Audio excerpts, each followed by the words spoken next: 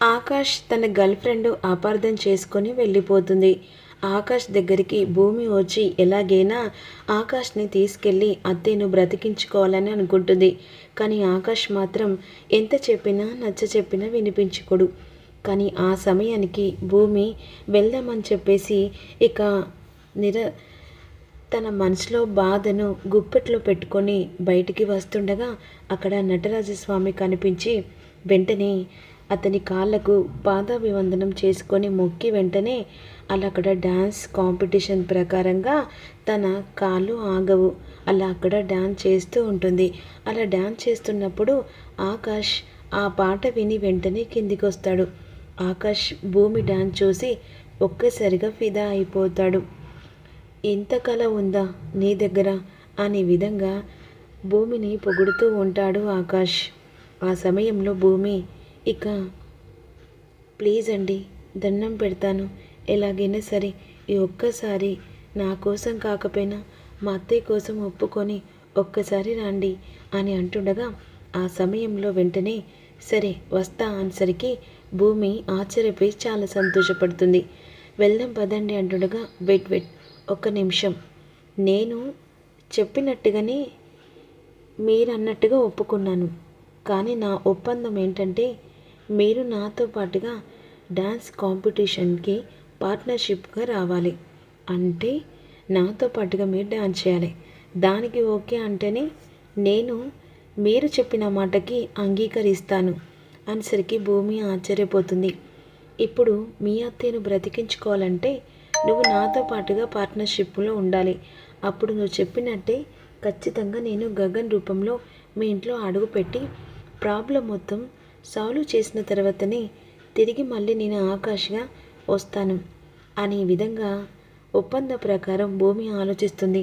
అప్పుడు వెంటనే భూమి ఆకాష్ చెప్పినట్టుగా ఫస్ట్ అత్తయ్య కోలుకోవాలి అనే విధంగా వెంటనే మాట ఇచ్చేస్తుంది. ఈలోపు శారద తన కొడుకు చనిపోయాడు, నా కొడుకు లేని జీవితం నాకొద్దని ఒక లెటర్ రాసి అక్కడ పక్కన సిస్టర్కి తనకు లెటర్ ఇచ్చి వెళ్ళిపోతుంది. అంటే చనిపోవడానికి సిద్ధమవుతుంది. నా కొడుకు లేని జీవితం నేను బ్రతికి ఏంటి అని నిర్ణయించుకొని వెళ్ళిపోతుంది. ఆకాష్ని తీసుకొని భూమి హాస్పిటల్ దగ్గరికి వస్తుంది. అప్పుడు వెంటనే హాస్పిటల్కి వచ్చేసరికి భూమి అత్తయ్య అని చెప్పేసి గదిలోకి వెళ్ళేసరికి బెడ్ మీద శారద ఉండదు. అత్తయ్య ఎక్కడికి వెళ్ళినట్టని అటు ఇటు చుట్టూ తిరుగుతూ వాష్రూమ్లో చూస్తూ ఉంటుంది. ఎక్కడా కనిపించదు. అత్తయ్య కనిపించట్లేదని భయంతో అక్కడ పక్కన సిస్టర్ ఉంటుంది, తన దగ్గరికి వెళ్తుంది. మా రూమ్లో అత్తయ్య ఉండాలి కదా, తను కనిపించట్లేదు, ఎక్కడికి వెళ్ళింది అంటుండగా తను వెళ్ళిపోయింది. వెళ్తూ ఒక లెటర్ ఇచ్చిందండి అని అనేసరికి భూమి ఆ లెటర్ తీసుకొని చదువుతూ ఉంటుంది. నా కొడుకు లేని జీవితం నాకొద్దు, ఇక వాడే లేడు, భూమి మీద నేను బ్రతికి వేస్ట్ అని చెప్పేసి ఆ లెటర్లో రాసి పెడుతుంది.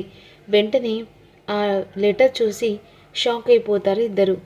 ఇక వెంటనే ఒక కొండల పైకి ఎక్కి శారద చనిపోవడానికి సిద్ధంగా ఉంటుంది.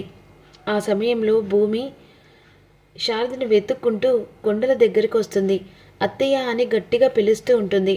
నేను బ్రతకనమ్మా, నా కొడుకు లేని జీవితం నాకొద్దు అనేసరికి ప్లీజ్ అత్తయ్య నా మాట ఒక్కసారి వినిపించుకోండి అని అంటున్నా కూడా వద్దు, నేను ఎవరి మాట వినను, వినిపించుకోలేను, ఇక నా కొడుకు దగ్గరికే వెళ్ళిపోతానని అంటుండగా అమ్మ అని గట్టిగా పిలుస్తాడు ఆకాష్.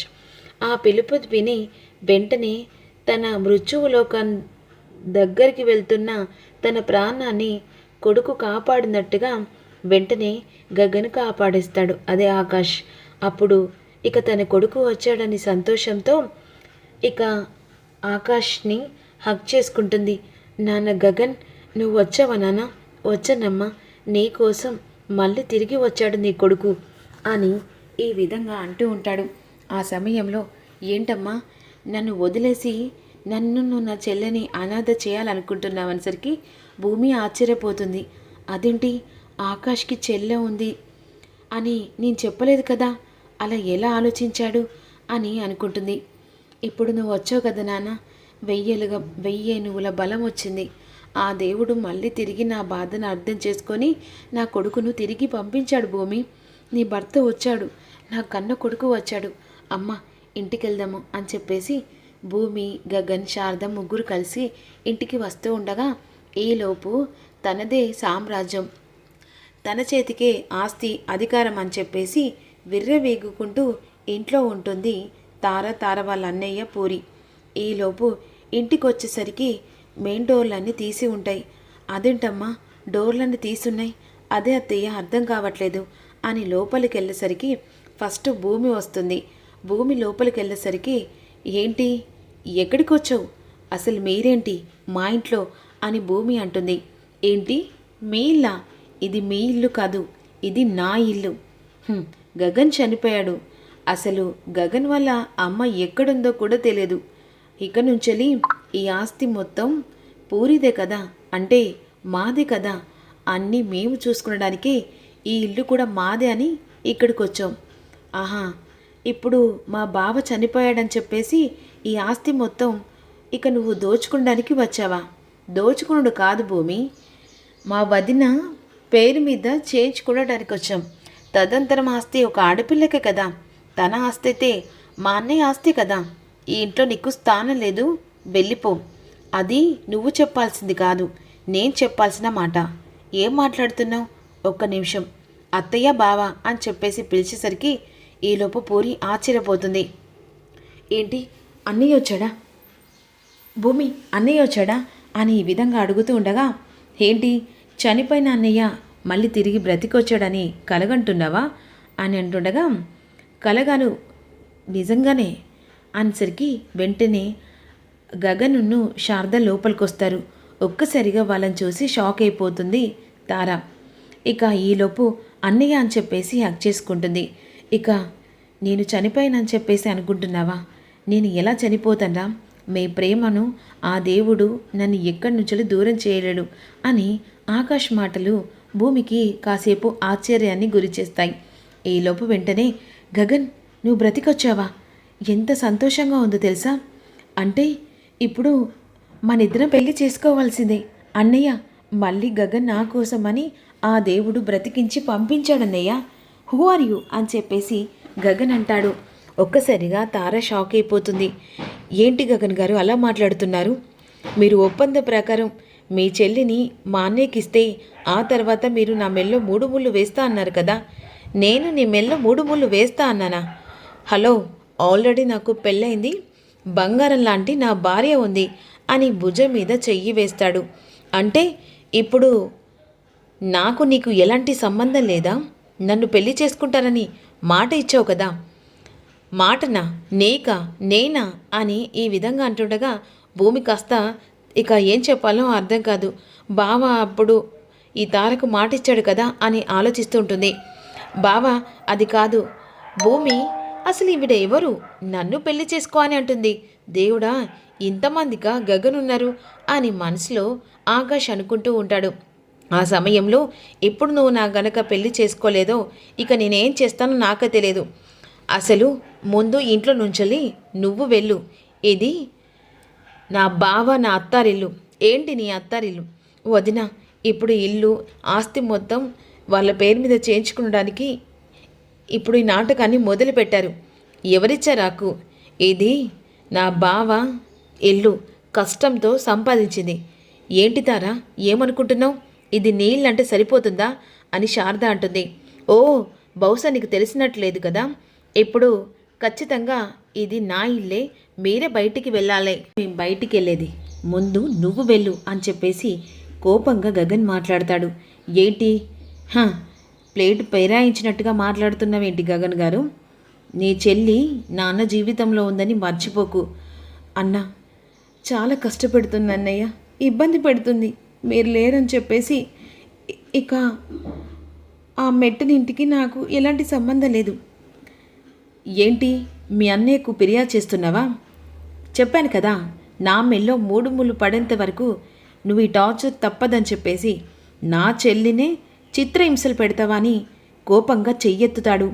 ఇక ఆ కోపంతో ఏంటి నా మీద చెయ్యెత్తుతావా అని విధంగా అంటుండగా, ఇంకొక్కసారి నా భర్త మీద కానీ నా ఆడపడుచు మీద నా ఇంటి మీద కానీ ఏమాత్రం కూడా నువ్వు అలుసుగా తీసుకున్నా ఈ భూమి ఊరుకోదు తారా. ఎన్ని రోజులు ఓపిక పట్టాను, ఇక నుంచలి ఓపిక పట్టేంత లేదు.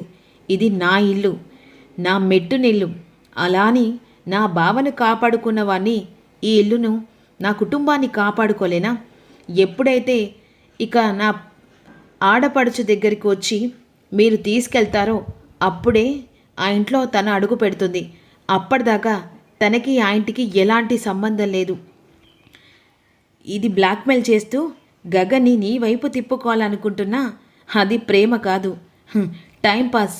జస్ట్ అది ఆకర్షణ మాత్రమే. ఏంటి ఎక్కువ మాట్లాడుతున్న భూమి? ఎక్కువ కాదు, ఎన్ని రోజులు ఓపికతో భరించాను, ఇక నుంచెలి భరించే శక్తి లేదు. వదిన, వెంటనే తనని బయటికి పంపించేయి, బయటికి గెంటేసే వదిన. పూరి, చాలా ఎక్కువ మాట్లాడుతున్నావు. నీ ఇల్లు, నీ భర్త గురించి ఆలోచించు. భర్త, పేరుకు భర్త. ఈ తాళి కట్టినంత మాత్రాన భర్తనా? కష్టం నష్టం తోడు ఉండేది అతను భర్త. ఈరోజు మా వదిన మా అన్నయ్యని చూసి చాలా నేర్చుకోలే. తప్పు చేశాను కదా, నా స్వార్థం కోసం అని చెప్పేసి పెళ్లి చేసుకున్నాను కదా, అనుభవించాలి. ఇప్పుడు అదే అనుభవిస్తున్నాను. కానీ ఇప్పుడు వచ్చారు కదా, నాకు 1000 ఏళ్ళ బలం మా అన్న మా వదిన. ఆ ఇంటికి నాకు ఎలాంటి సంబంధం లేదనేసరికి తారా షాక్ అయిపోతుంది. వదిన, ఇంకా చూస్తూ ఊరుకోకు, బయటికి గంటే అని చెప్పేసేసరికి వెంటనే ఇక చెప్తున్నాను, తను నా భార్య. 3 ముళ్ళు 7 అడుగులు వేసిన నా లైఫ్ పార్ట్నర్. ఇంకొకసారి ఇటు ఛాయల కనిపిస్తే మర్యాద దక్కదు అని గగన్ మాటలకు ఆశ్చర్యపోతుంది తార. వెంటనే కట్టుబట్టలతో తారను బయటికి గెంటేసరికి తార కోపంతో మీ అందరి సంగతి ఎలా చెప్పాలో అలా చెప్తాను అని కోపంగా చూస్తూ ఉంటుంది. ఏం జరుగుతుందో తెలుసుకుందాం. Don't miss you. చిన్న లైక్ చేయండి.